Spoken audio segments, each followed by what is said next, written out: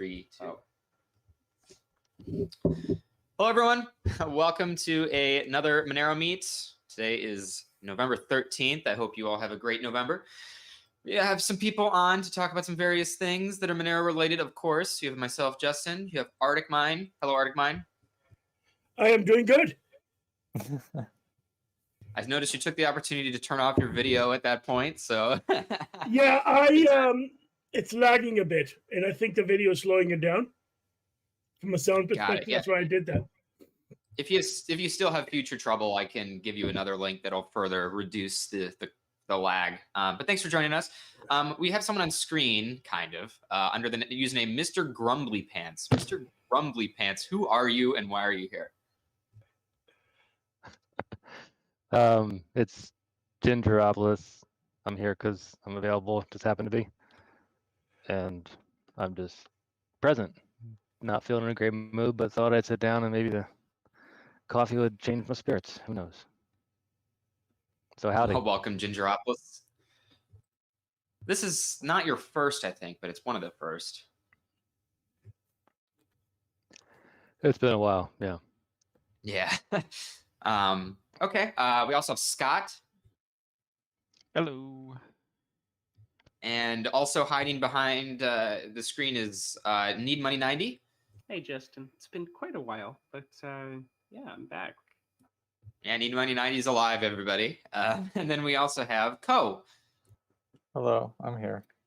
Hello. Thanks, Justin. So we have quite a few people on, so thank you everyone for being here. We have quite a bit to talk about in the Monero ecosystem.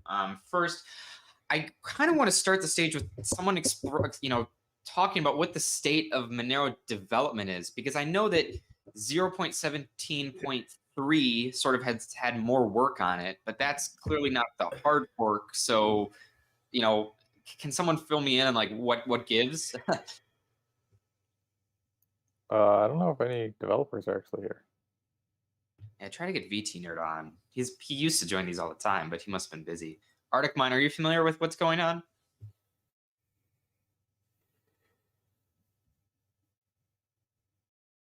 I think they're just working on it.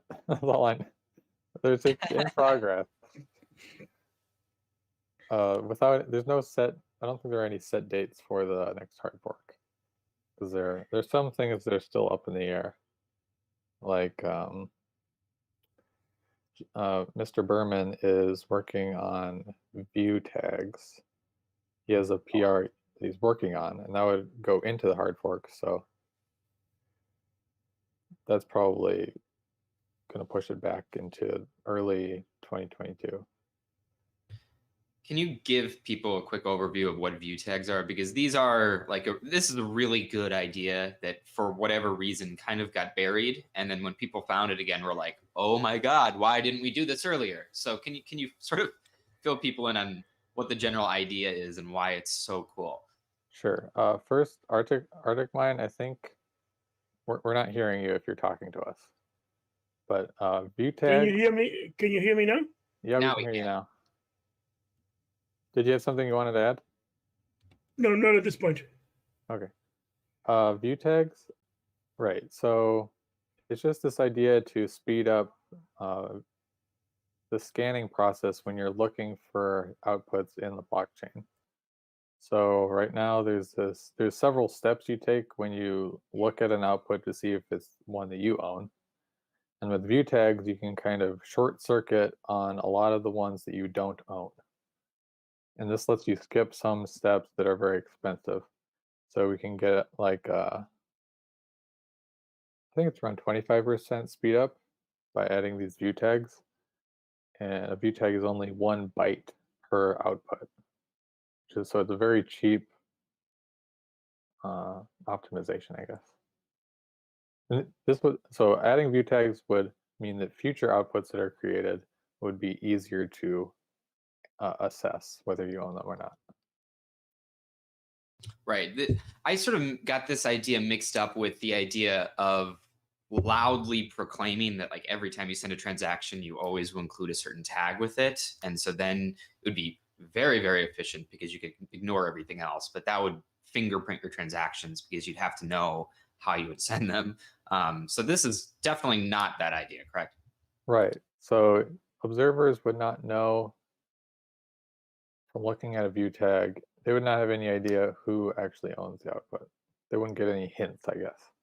So it's just it's based on secret material that the transaction author and the recipient can create, but that no one else can create. So it just looks like random bits. So you said it was 1 byte, or sorry, 1 byte per Per output. was it, or was is it 1 bit or 1 byte? 1 byte per output.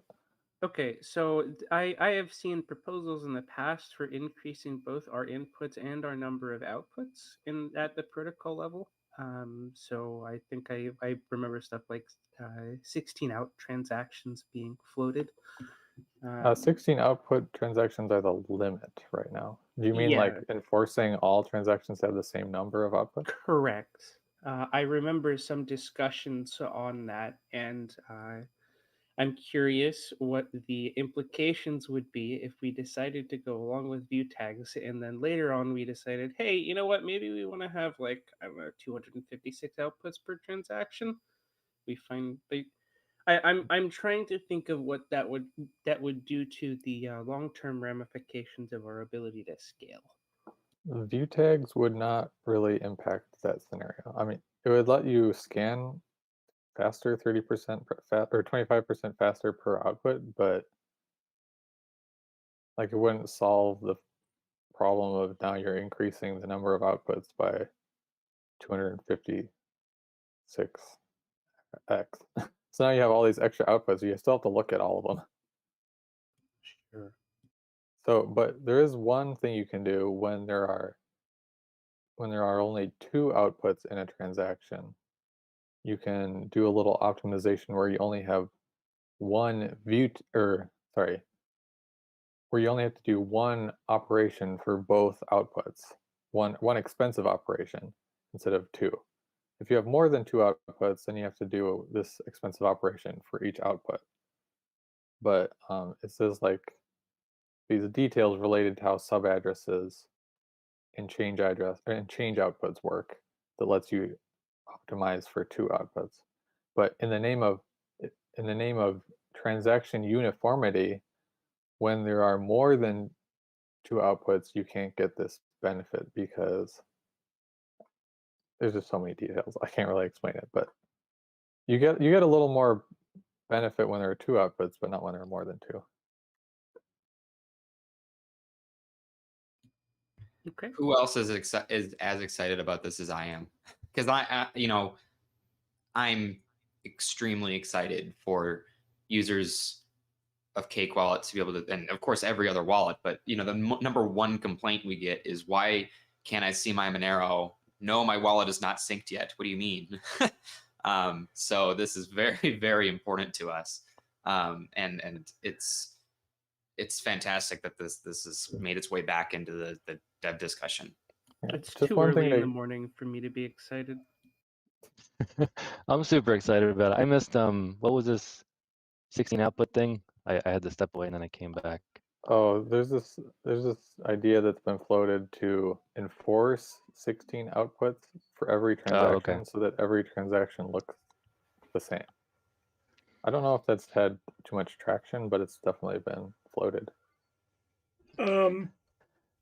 I can see that being a scaling issue though, because of the sizing and increase that you would put in there, and also stress on verification time.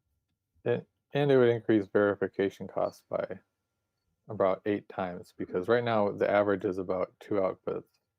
Or I think it's 2.2 outputs on average per transaction. So there's a handful of large transactions that are essentially batched, and then you have the rest of them are basically 1 and 2 output transactions. you can only have 2 output. 1 output transactions are banned. No. Sorry. Input. Sorry. So it's 2. The smallest, most of them is 2, but then there's a few that are bigger. Yeah, that's right. I think it's 94% of transactions. The last time when I was looking at this like a couple years ago, it was 94% had 2 outputs. Now, if we standardized on 16, then of course you would, oh, I see what you could do, is you could get rid of the weights entirely, and then you wouldn't have that a big impact on fees, or actually transaction size would be a slight increase, but it wouldn't be huge. You mean for the bulletproofs clawback? Yes, the clawback wouldn't be any, there wouldn't be any point in that. Yeah, If it's all that's what you mean. 16. The whole idea there was that the clawback was in place to prevent it was basically to protect on verification time. Yeah. Because the concept was that the verification time was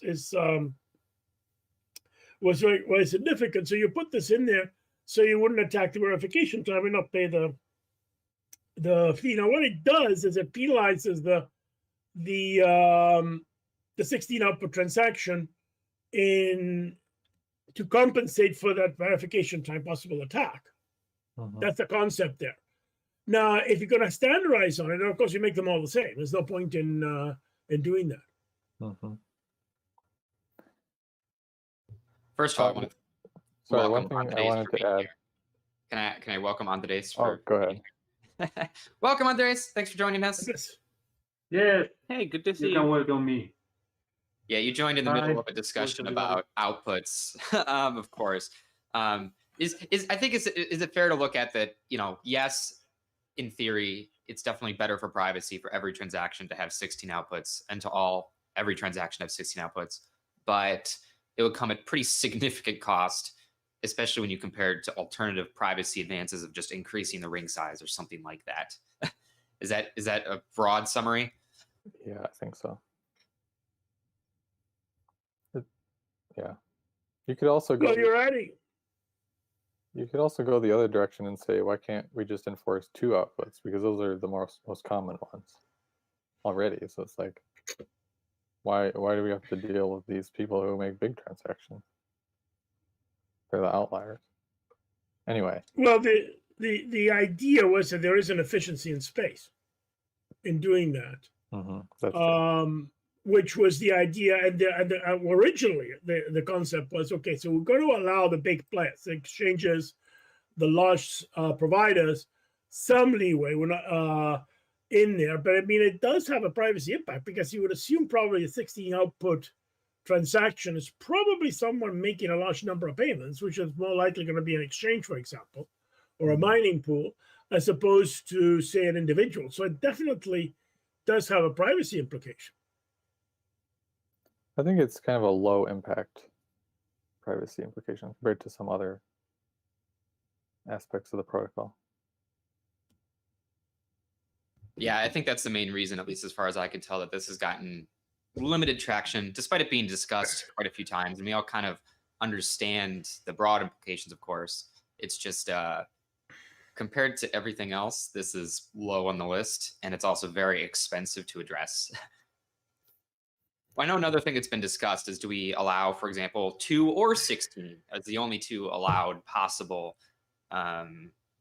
types of transactions you can make? And that hasn't really received a huge amount of love either.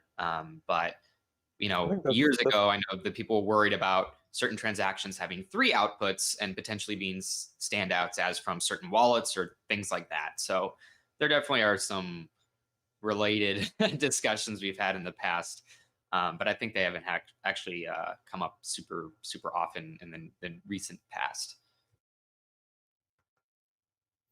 I mean, the 216, I should probably could be sort of a reasonable compromise on that.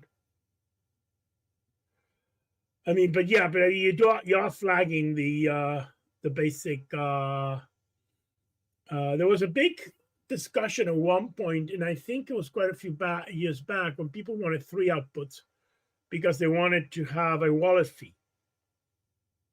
And this received a lot of negative feedback, and it was taken out. And so that was one argument that occurred, that they wanted to have this. And I remember the story at the time, and then it wasn't done. But it would have been, I think, about 2 to 3 years ago.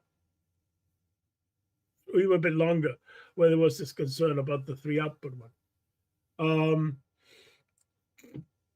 And then if you say, well, you're going to standardize on 4, for example, or something like that, I mean, but I mean, cost, definitely there's a cost in from the basic element. There's going to be a cost in space, and there's going to be a cost in, there's an overhead to this. Yeah, of course. I think we could probably move on from this topic because we Yeah. could just go in circles. I want to switch. Just we'll come back to the MRL stuff later because I know we want to talk about Seraphis. But first, Andres, can you talk about the successful Monero crowdfunding campaigns that you've had? I know you have a set of NFTs. Oh my gosh, you're using Ethereum. So also talk about that too.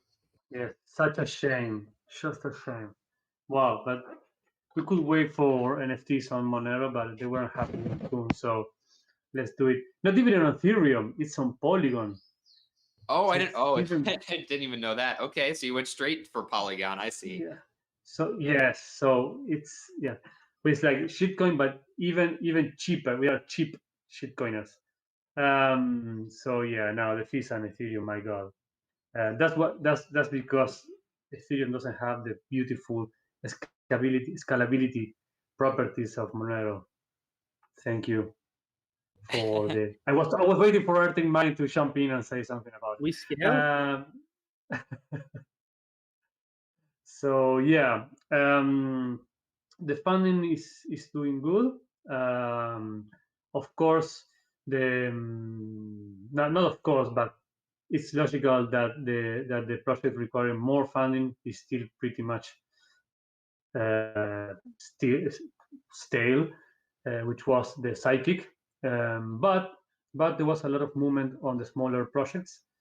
two got funded since the last time we talked.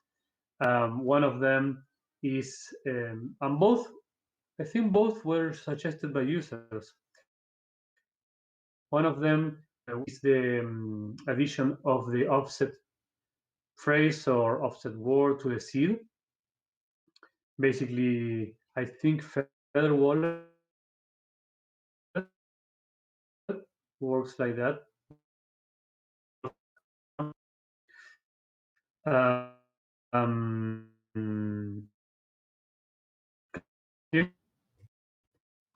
Andres, you may want to turn off your video or something. You're really lagging out.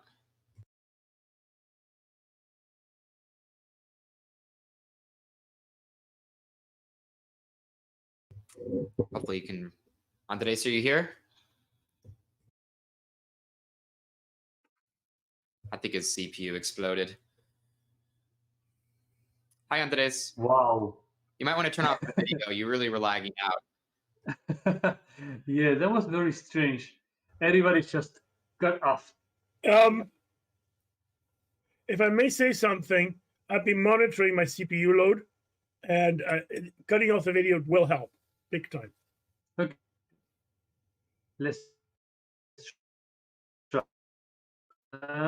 Okay. Is it better right now? All right. Can you try talking? Let's see if we can hear you. Hello? Hello? We can hear you beautifully now. Yeah. Okay. So I was saying that both features that got funded were smaller features. Both, I think, were suggested by users. Let me check. Yes, both were suggested by users. One is support for the Onion nodes. I mean, Monero supposedly, because it doesn't happen all the time, but it works with Orbot. So you can connect to regular nodes using Tor and Monero, but it didn't have support. At least it doesn't have support yet for .onion nodes, for nodes that are running on Tor. So this is going to enable that, and we are looking into ways, and we are working on that right now, into ways to integrate not only that, but to make the whole Tor integration work better, even for not only the .onion nodes. So that's great. And for the part that I have to do is looking beautiful. But yes, and that was funded and it's working on, and I'm thinking it's going to be released soon, and not the soon that we are used to in Monero, that is like months. Soon, really soon. And the other thing, perhaps is going to come up afterwards, is the support for mnemonic seeds with offset passphrases, with an offset passphrase, which I said before. I think Feather Wallet has that. I'm not sure about the official wallet if that has that. I know, which basically is like an extra word for people that don't know. Is that you have your regular seed, your regular Monero seed, and the way that it's going to be implemented in Monero is that when you create a new wallet, you have the option, and we are planning to hide it very, very deep into an expert warning or something. You have the option to add an extra word to that seed, which encrypts the whole thing. So that is interesting. There's something that a few people have asked support for, and that's coming up as well. Like a normal use case for that, for example, would be if you, I mean, you could, but it's very hard to memorize a Monero seed. So people just write them down. Basically, you put it on a drawer, and somebody might find it and restore your wallet without your consent and spend your money. So a way to make this safer would be to, thanks to the dog that give his opinion, to make it safer is that you pick an extra word for that encrypts the whole thing, right? Basically, so even if you find the seed and you want to restore with that, all that you will find is an empty wallet because you are missing the extra secret super word that supposedly you are not going to write down next to the seed because otherwise it doesn't make any sense. But we discuss a lot about this inside the team, and I mean, we are really having issue with people not writing down their seeds properly, which sounds like crypto 101, but it's still happening. So if we add that, the complexity of a word that is an extra word that maybe or may not be there and all that, so it opens up like a huge error vector for normal users. So probably it's going to be an expert feature, or we're going to put some notice in there just to be sure. But both things are coming and coming relatively soon.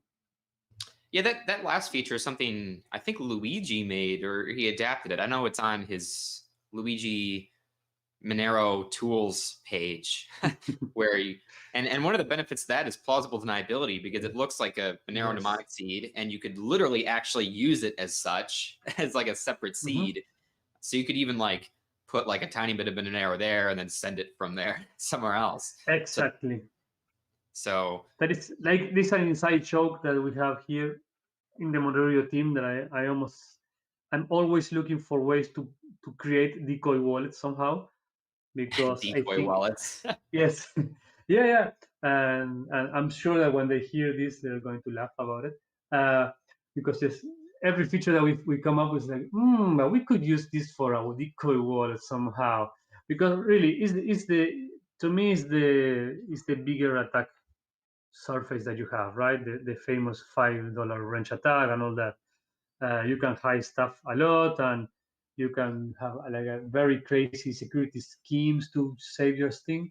But if they get access to you and they start hitting you in your head with something, you end up giving them their seeds. So possible deniability is super important, and that will help. This feature can help in that. You could have that, and even you can have. So what it's like, you could have. Correct me if I'm wrong, but you could have like several wallets, almost infinite wallets, but several wallets with the same seed, but only different passphrases, which would be like easier to storage and safer to not having a lot of copies around of different wallets that you don't know which one is the good one or not. But you have to remember your passphrase for that. Yep. And nobody can tell if you restore one. Is the key thing for the decoy things is that nobody can tell if that's a decoy or not. It's only depending on how much funds and how credible it is that you left there. So if I understand this correctly, you're crossing a border, and there's a limit on how much you can carry across the border. You simply don't enter the password of the one that's got the humongous amount of money in, but just the one that's got a small amount of money. Yes. Yes, that's the whole thing. It is kind of cool how you can have like one seed and several passwords to restore other seeds from it. Like I think the concept is actually really, really cool. That way you can like write it down on paper, and you're. I don't want to say you shouldn't ever be concerned about just like you shouldn't put it on a billboard somewhere, perhaps, but like it lowers the potential risk. Yeah. It could be interesting for like an open game, something like that. It's like, okay, you can post in the newspaper, this is my seed. The first who guesses the next word wins, or something like that. But yeah, it's pretty safe. It's safer, and as most Monero things, they look super good and they're super cool on paper. Then you have the technical implementation, which is hard, but that's another people's problem. It's not my problem. I'm not the coder. But then you have the UX side of things, and that's always pretty critical. And you really need to help as much as possible people not making mistakes. I mean, in the best case scenario, if something doesn't work, it's just the user cannot do something, or they don't understand why they cannot do it, and that's okay. It's like, well, you hit a roadblock and you look up online and you try to find out. But if you think the worst case is that if you think you did it right and then you didn't, and then you don't understand and you forget something and you don't access to your phone, so your phone gets lost, and you notice it a year after you created the wallet and you don't know what that last phrase was or something like that. So that is kind of tricky. Definitely. Okay, I want to quickly talk about the Monero CCS things that are open. There are 3 existing proposals that are not fully funded yet. One is continued Feather wallet development. That is currently at 56 of 93 Monero. One is MJ part-time coding, which is close. It's at 69 out of 72 Monero. And Ospeed, I don't know. The Rucknium's proposal is at 116 of 171. There are also some other proposals that were recently fully funded. Those are, I don't know. That's actually harder to find than I was hoping. But yeah, there are other ones that were recently moved and fully funded. So good for those. And we're close to the other ones being wrapped up. I just wanted to make sure to note those real fast. Any other comments on funding or anything else, just generally Monero community related? Yeah, I could also talk a bit about we made the joke already about the NFTs.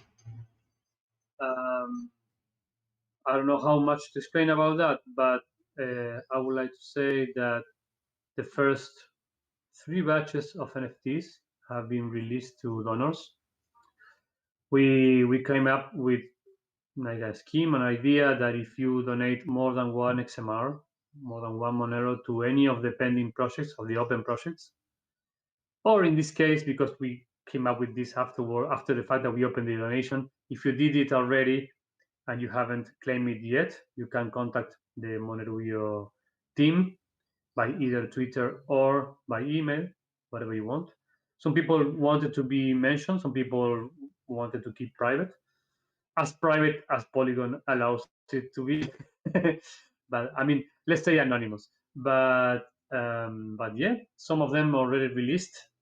Since 2 of the projects were totally funded, there's not going to be any more NFTs for those projects released. So they are pretty scarce. We're getting good feedback about that. People like it. It's not something super serious, and we are not expecting to make money out of it. It's just a way for us to recognize and give people some fun thing to say, or to show that, hey, I contributed to Monero, to Monero, And especially if it, I don't know, 5 years go on, and then it's like, hey, I was one of the first ones to contribute to that. So it is working and it is doing okay. Awesome. I appreciate the background there. I hope that people find those cool. It seems like they do. So, I want to go back to your Seraphis performance results, because that's obviously a really big milestone in the context of Monero moving to a better way of doing its ring signatures. So can you give a broad overview on what type of research you did, what you found, how things are looking, and you can also include all the fancy disclaimers that people should know before they take these numbers sort of to heart, or really run without understanding the full context. Sure. Can you hear me? Yep. All right. Right. So I wrote a proof of concept of Seraphis for several design variants, like implementations of the protocol with different like design decisions that affect performance. And I also wrote up, or I coded mockups for CLSEG and Triptych for performance comparisons with these protocols. So I have all these protocol mockups in a similar, they're designed similarly so that they're comparable. And then I ran some performance tests with these mockups with a wide range of parameters. So parameters that include how big the ring size is, or how many inputs and outputs the transaction has, or how many transactions you batch together when you verify, because there are benefits to batching transactions together when you verify them. And then I made some plots with the results and put that, you can find those in MRL issue 91. So what are some things I found? I found that, as expected, proofs using so Triptych uses this Groth Boodle proof that I call Groodle, these Groodle proofs, instead of CLSAG, which is what we have right now. And Groodle proofs are much more efficient than CLSAG when you have large ring sizes. So as expected, and also note that Seraphis can also use Groodle proofs. So my proof of concept uses Groodle proofs for Seraphis. And what I found, as expected, is that for large ring sizes, both Triptych and Seraphis perform much better in terms of both transaction size and verification cost when the ring size is large. So larger than like what we have now is 11. Let's see, what else? So I also found that one of the variants of Seraphis that I call Seraphis squashed, performs better than everything else when you batch verify transactions. So this squashed variant moves some of the protocol or the proof logic from the membership proof into adding more range proofs. And range proofs, we use bullet proofs. Bullet proofs can be batch verified for significant savings. So I have this, which was kind of an unexpected result, because my early testing, I kind of thought that, I guess I didn't do enough batch verifying testing, so I saw that the bulletproof range proofs individually cost quite a bit, but when you combine them together and batch verify them, then you get a big savings. So yeah, so we have this squashed variant, which is pretty cool, that's performing better than everything else. I also found, what else did I find? I found, so when you have this ring, the ring size is so it's with these Gödel proofs, to define the ring size, you have to define a base and a power. So like 2 to the power of 4. And if you change the base, then it changes how the proof performs, both in terms of the proof size and slightly in terms of verification costs. So if I found that if I increase the base to 3, then the proofs are slightly smaller as a function of the ring size.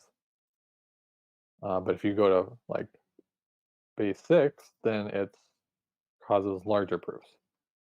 But at the same time, changing the base has such a negligible effect on verification time that all the bases are the same. So I think the result of this kind of question, this parameter, is that there are 3 ring sizes that are like good. I think are good candidates for consideration for if Surface was implemented, and that's 2 to the 7th, I think, which is 64. Or is that 6? 2 to the 6th, 64. 3 to the 4th, which is 81, and 2 to the 7th, which is 128. So 64, 81, 128 are candidates, I think, for implementation. Even though these Gödel proofs are more efficient than CLSAG, they are still quite expensive as you increase, as you double the ring size, you are going to double the verification costs, more or less. So I don't think we're going to be able to get anything above 128 for the ring size. What else do we have here? Right, so I also found that the squashed variant scales a lot better as you increase the number of inputs to a transaction than the other variants, because since some of the proof logic is moved into range proofs, now as you increase the number of inputs, you increase the number of range proofs instead of that same logic in the membership proof. So this logic that's increasing in the squashed variant can be batch verified, while the same logic can't be batch verified in the other variants. So as a result, the squashed variant scales better with the number of inputs to a transaction.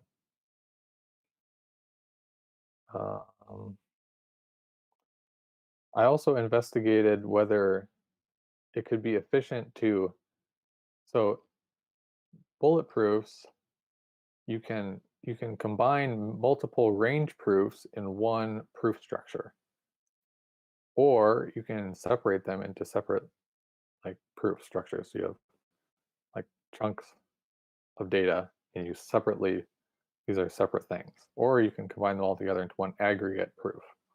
So I investigated whether it could be more efficient to split the range proofs in a transaction into multiple chunks. And what I found was that if you do not batch verify range proofs, then it is more efficient to split, in terms of verification costs, it's more efficient to split proofs into multiple pieces, especially as the number of outputs in a transaction grows.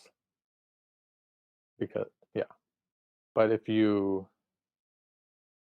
batch verify over like 25 transactions, you combine you batch verify all the range proofs in these 25 transactions at the same time, then it turns out that if those transactions contain split range proofs, then they will verify slower than if they all contained combined range proofs or aggregated range proofs.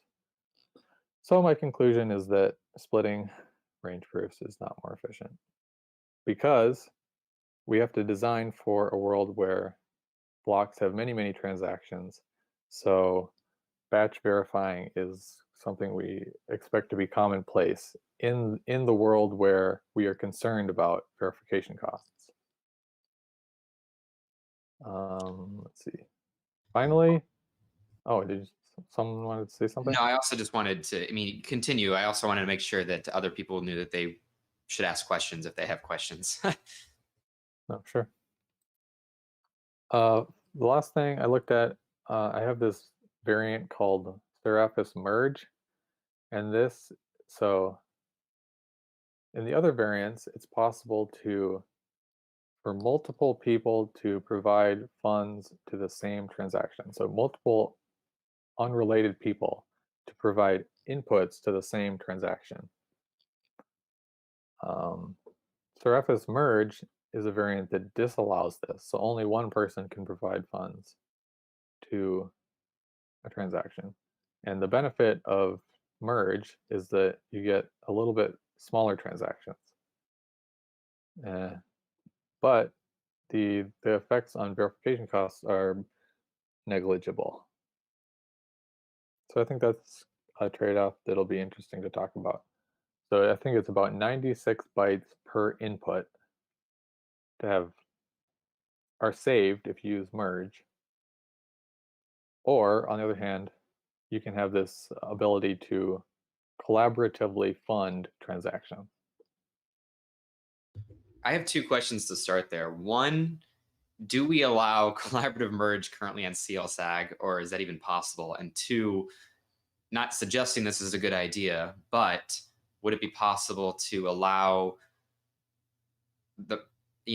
most of the time not use them, but most of the time take advantage of the efficiency if someone's just spending on their own. But if someone wanted to merge together, they could spend with the less efficient format. So right now it cannot be done just because, or it can theoretically be done if you hard fork, but it is not possible with the current protocol because of how. So basically, a CLSAG proof has to sign all the other data in the transaction. So you have to know about all the other proofs before you sign your proof, or before you sign each of the CLSAG proofs. So it's not very practical, I guess, to collaboratively fund transactions. But in terms of Seraphis, I think you'd have to have two different transaction types to allow that. There's just no way around it, because the merge part is just a different way of constructing a proof. So it would be distinguishable on chain. Well, I have a couple of questions and some comments. The first one that came to my mind is, and I know there was a brief discussion of this, is the possibility of using GPUs for verification. And what impact? Well, of course, one could significantly lower verification times in this. And my other one, of course, is to try to get absolute figures, and that is, which I mentioned in MRL, but the basic idea is if one going to make judgment calls as to, what is an optimal ring size. And I think we need to be looking at what the specific specs and number of threads and so on that are used on a CPU versus what's available in the market, so that one can get a real handle where we stand based on what's, commonly used and high end and mid range and low end CPUs that are around. So those are my 2 points, questions. The other one I want to mention was from the perspective of the fee structure. It would appear that to me that with Seraphis pretty well, anything under 256, which at 256 is really above, would be fine without having to make any changes to a fee structure. The main issue there is if you go over 3,000 bytes, then you have to change the minimum the minimum penalty-free block size, which is equivalent to 300,000 bytes. Otherwise, we could reopen some of the issues of issue 70 in the process. Yeah, that's a good detail to keep in mind. So with the GPUs, I have no idea because I don't know anything about GPUs. So someone would have to try to implement it and then see what happens. The other question was, so I think I wrote I put together an Excel template for the test output for the current commit on my perf branch. So if anyone could run the perf branch and then give me the output, or I could give them the Excel template and then plug in the data, paste in the data, and then the graphs will update nicely to show the results from whatever machine ran the test. So I think that might be useful. People would just want to run the test. But yeah, I can't like make any judgments about what numbers people get or whatever. That'll be something other people have to think about. Well, no, I mean, I think what we needed to be is just to test it, but Excel would be significantly slower than what we would actually be running on the Excel is just Yeah. for the results.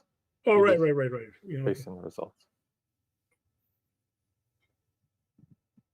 As far as multi-threading, I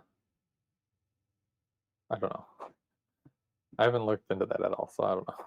but it should be parallelizable. I mean, basically, It should be. I mean, yeah, and that, because essentially what happens is most modern CPUs, I mean, you can get like high-end CPUs, you can get like about 24 threads.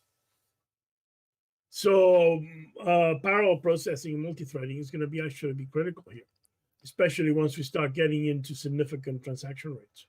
I think that would be that might be easier to test if the proof of concept was more integrated with the code base. So right now it's pretty isolated. Because the current code base is, I'm pretty sure it's multi-threaded. So the kind of design choices that would be affected by performance results leading from multi-threading, those are like parameters that can be easily changed with a constant. Okay. Like the ring size or the ring size decomposition. Or the enforcement of inputs and outputs. I mean, I guess the issue that comes to my mind, I mean, I'm seeing a 20 milliseconds per transaction as sort of a cap on this. And then you ask the question, okay, how many transactions per second will the chain be able to support with given CPUs that are available in the market? And then what percentage of the block time we're going to use for verification? And in theory, I mean, and if it's significant compared to the proof of work, then of course it could be a potential that this could be, in theory, I guess, design an ASIC to try to take in an advantage, because effectively a portion of your proof of work becomes verification. No, that's true. That's a good point. Although with pool mining, at least, you're just mining to a block template, so you just get this blob of data that the pool operator sent you. But the thing here is, of course, is then that gives more control to the pools. Yeah. And this is the part. And this is the part that. So there are some delicate issues here, and this is what I'm getting at. Obviously, if we go to GPU verification, then I could see that not being an issue if it's significant gain there. But I mean, essentially, you say, okay, you've got a CPU coin, because so in principle, a mining node could shift a significant amount of hash power into verification. But then you get it's attackable, and so you kind of sort of going back from the behind and saying, okay, now we're opening the door to CPUs and even a specific Monero ASIC, in the sense that you would be able to just write an ASIC to do verification. Yeah. Okay, I see what you mean. I mean, it's an interesting element here that we have to look at.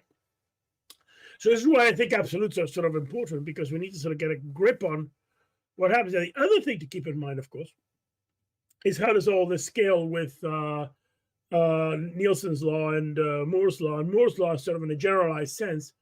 What we're seeing, of course, is not any significant increase in CPU speeds, but we're seeing a significant increase in the number of cores and number of threads.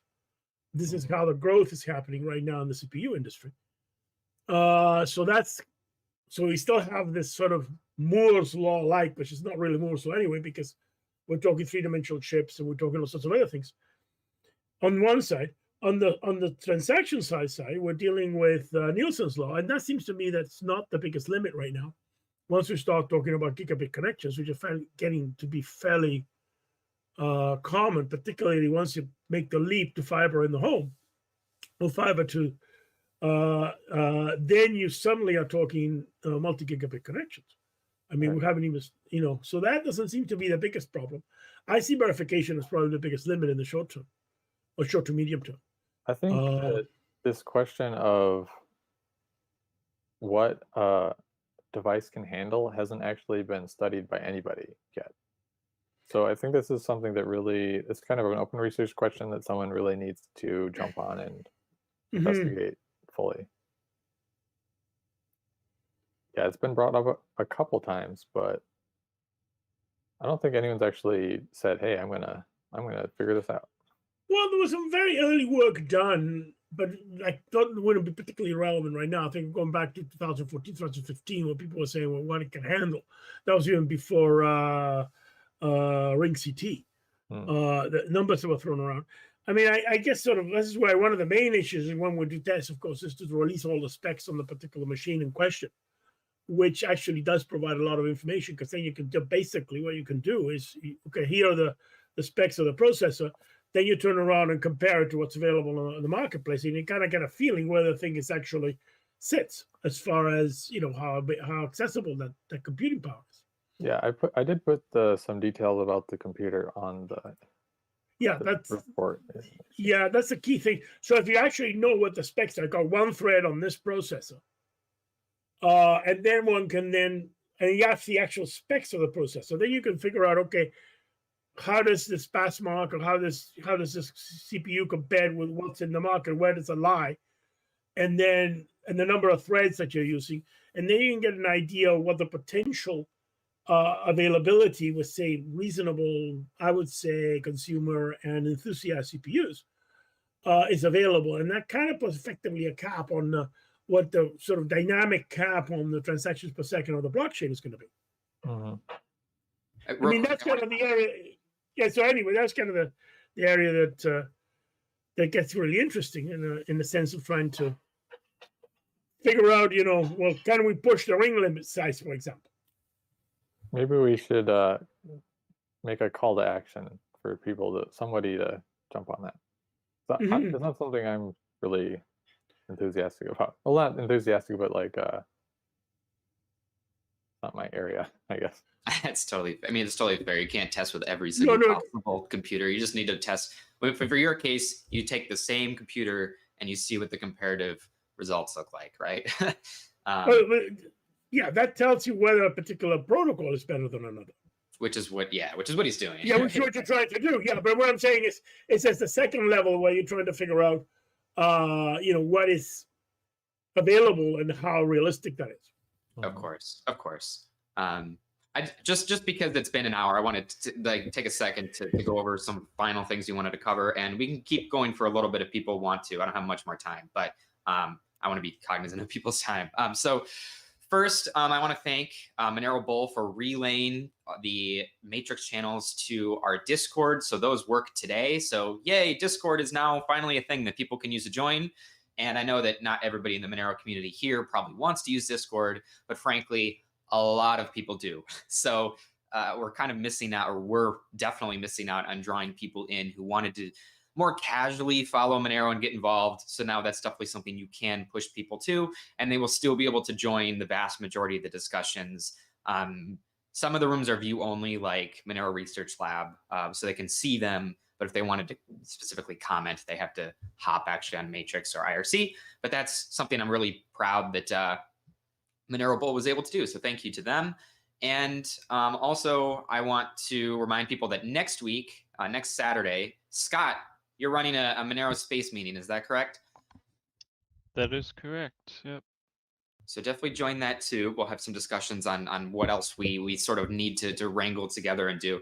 And one Monero work group that has really taken off since the last Monero Meet is the Monero UX work group on Matrix. It's hashtag Monero-UX. And that is also relayed to the Discord as well. And I believe it's relayed to IRC, but I'm not 100% sure.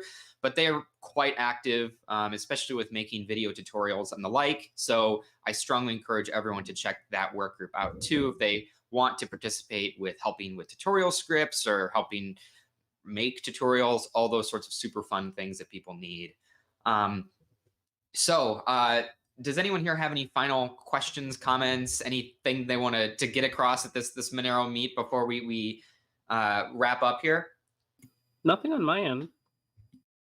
Well, thank you, Need Money 90, for joining. It's been a while. And yeah, it has. Looking forward to being in the next one when it comes up.